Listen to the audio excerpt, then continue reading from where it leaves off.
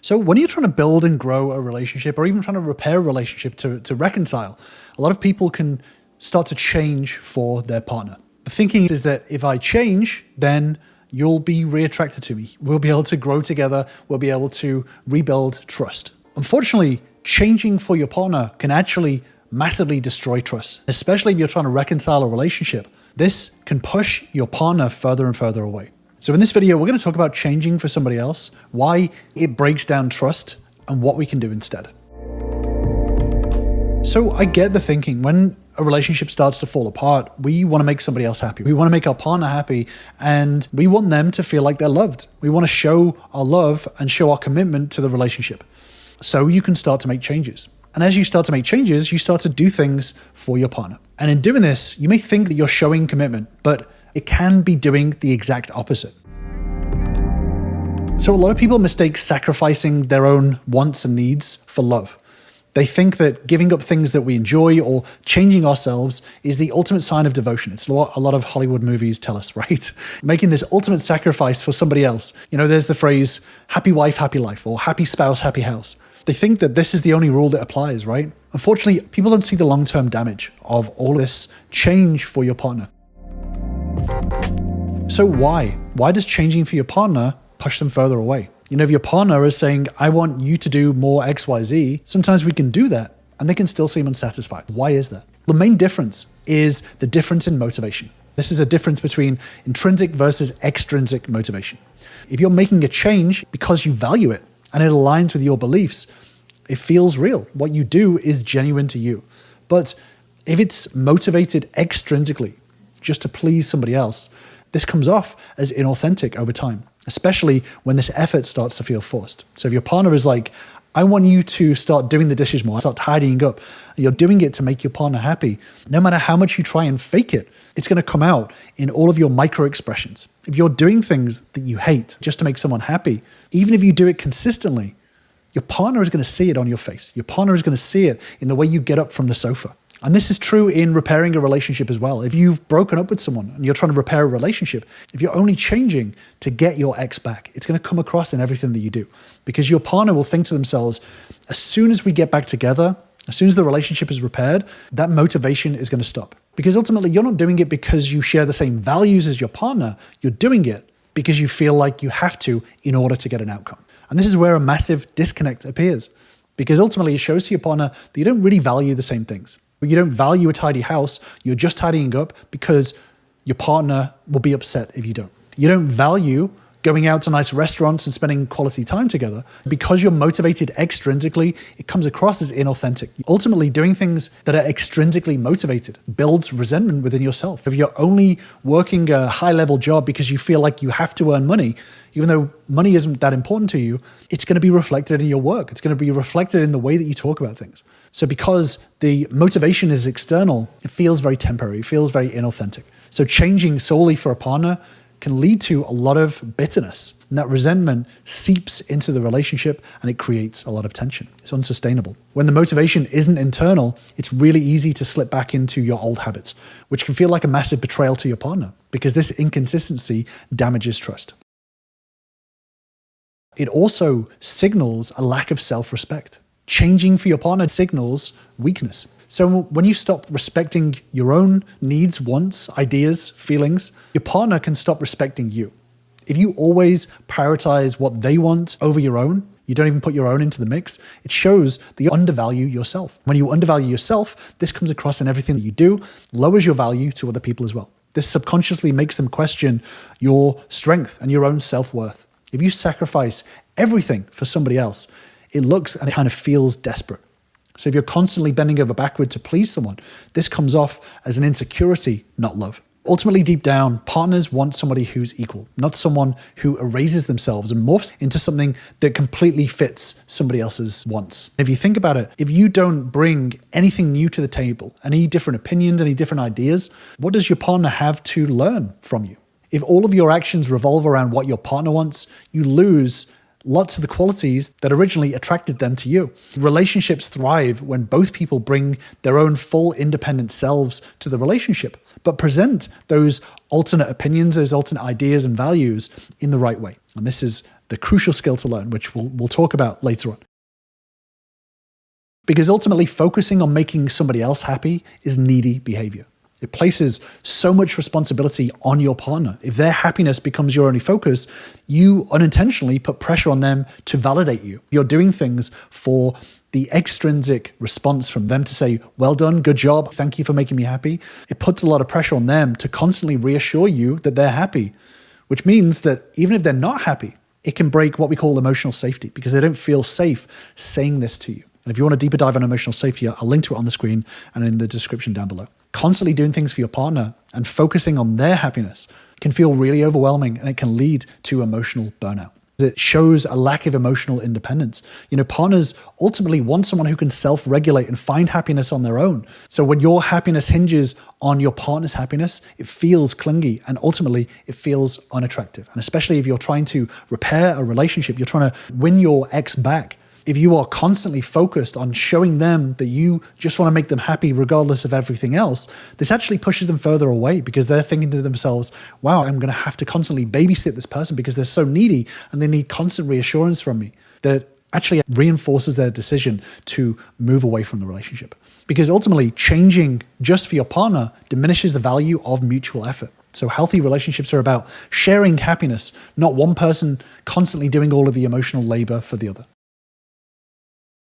But worst of all, you fall into this I changed for you trap. So it creates an unspoken transactional dynamic. If you're constantly changing for your partner and doing things despite the fact that you don't want to do these things, then a lot of the time you unconsciously expect something in return.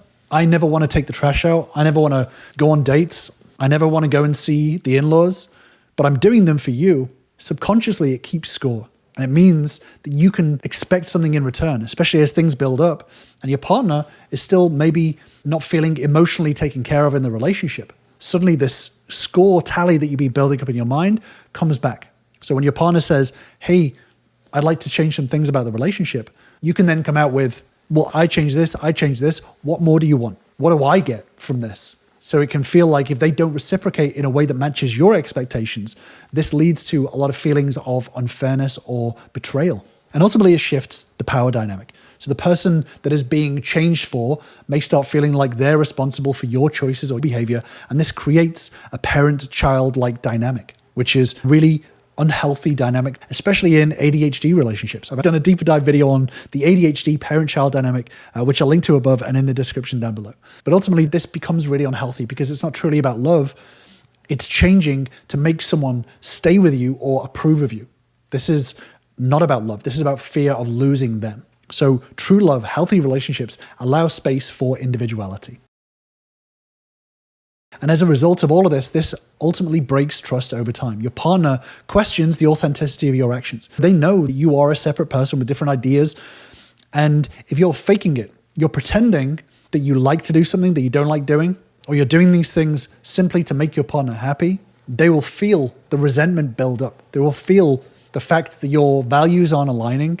They will feel the fact that you don't value these things because you're not motivated to do these things yourself. You're only motivated because you're trying to avoid an argument or you're trying to make them happy. And this happens when you're doing something that you don't genuinely want to do. And this puts a lack of trust in your partner's mind because your partner's going to start to wonder if you're eventually going to go back to your old ways, breaking this trust that they placed in you in your changes moving forward. And this is one of the crucial things when it comes to repairing relationships, is that your partner's biggest worry is that you're going to go back to your old ways once that external motivation has been removed. So for example, if your partner broke up with you and you're making these changes, their biggest fear is that once they get back with you, then maybe you'll keep these changes up for a couple of weeks, but ultimately over time, you're just going to go back to your natural default. And this creates an emotional imbalance in the relationship. If your actions are driven by fear of conflict or fear of losing your partner, it makes your partner feel like they can't rely on you and your emotional stability. Trust requires reliability, and it sets a precedent. Because if you're only doing things to make your partner happy, then eventually that truth comes out and your partner is going to feel deceived. Because if you're creating unspoken deals in your mind, then your partner is going to end up disappointing you. You created a deal by yourself. I do this, therefore you need to do X, Y, Z for me. You've created this in your own mind through your own assumptions. So when your partner doesn't pull through on the deal that they weren't even part of negotiations on, then you're going to feel disappointed and you're going to feel resentment build up. But it's not your partner's fault. It's your fault for creating this narrative that they should be doing something without any communication or agreement. You know, if you think about it this way, if you want to buy a car, you go to a car dealership and put down some money on the table. You don't discuss what car you want. You don't discuss your needs, your wants, anything like that. You just give some money to the salesperson and then walk up to a car and expect to take it. And the salesperson is like, whoa, what are you doing? That is not something we agreed on. You can't get upset when you haven't even discussed it. And it works in the same way. If you create these unspoken deals with yourself and apply them to your partner, then ultimately you're going to end up disappointed for not communicating in an effective way to come to a conclusion that you both agree with. These misaligned expectations are your responsibility. If your partner has certain expectations and you're not meeting them, it's your responsibility to align those expectations. But if you have expectations of your partner and you don't verify that those expectations are what they agree with, then that's also your responsibility. If your partner values something and is trying to encourage you to also value it, rather than just doing it and resenting it, communicate about it. If you don't see the value in it, this is a perfect opportunity to build connection with your partner as to what it is that they like about it. This in itself creates a connection. In this way, over time, as you learn to appreciate why your partner appreciates this, you can start to synchronize your values. Instead of resenting it, you can take out the trash and be like, I can understand a little bit more about why this feels so good to have a tidy house, to have a clean, nice smelling house. So the next time you perform an action, it's not to make them happy. It's from a place of growth and curiosity. This enables you to still be authentic to yourself, but to build and grow that connection over time. Just because you have your own opinions, your own values, your own ideas, doesn't mean that you can't grow them and develop them and learn to appreciate other perspectives, values, and ideas at the same time. You know, a lot of us see ourselves as static. For example, I'm just not a restaurant person. My wife wants to go to a restaurant and spend money on good food, and I just don't like it. Well, you can learn to like it. You can still be yourself while expanding who you are, learning to appreciate new perspectives, ideas, and things that you haven't learned before. This will show that you're willing to grow, but you're still able to show up authentically as yourself. This builds trust. This builds attraction. Constant willingness to learn and grow is a very attractive trait. Learning to do this in an effective way is going to be really crucial. And this is what a lot of my members have found, especially repairing their relationship and trying to reattract their partner by learning to put themselves in their partner's shoes, learn and appreciate the things that their partners value, and being able to communicate and open up that conversation. This shows an intrinsic motivation to be able to learn and grow. And it stops you doing things inauthentically. This is a huge internal shift that builds back a relationship whilst also still being able to show up as your authentic self. Synthesizing both your ideas, your values, as well as your partner's ideas and values. This synthetic mindset is crucial in repairing a relationship. If you do want to start working on all of this and learning how to develop these relationship skills, then join me in my Relationship Bootcamp, where you'll learn the same fundamentals that all my members use to start reconciling, rebuilding, and regrowing their relationships. Just click on the link below to grab your spot. Doing things for your partner, this extrinsic motivation, is killing attraction. But being able to change your mindset, shift internally from an authentic place, will actually do the exact opposite. Will actually rebuild attraction. And this is all in the internal approach into doing these actions. Because a lot of people, when they're doing things for their partner, they come from this place of a victim mindset. They feel like a victim of their partner because they're thinking to themselves, well, my partner is forcing me to do this. I feel pressured to do this.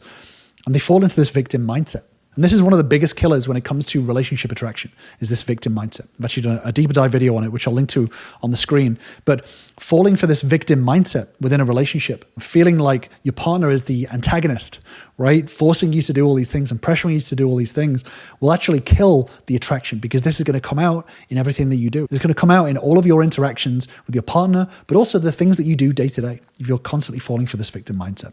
So I'm going to leave you with that deep dive video, and I will see you over there.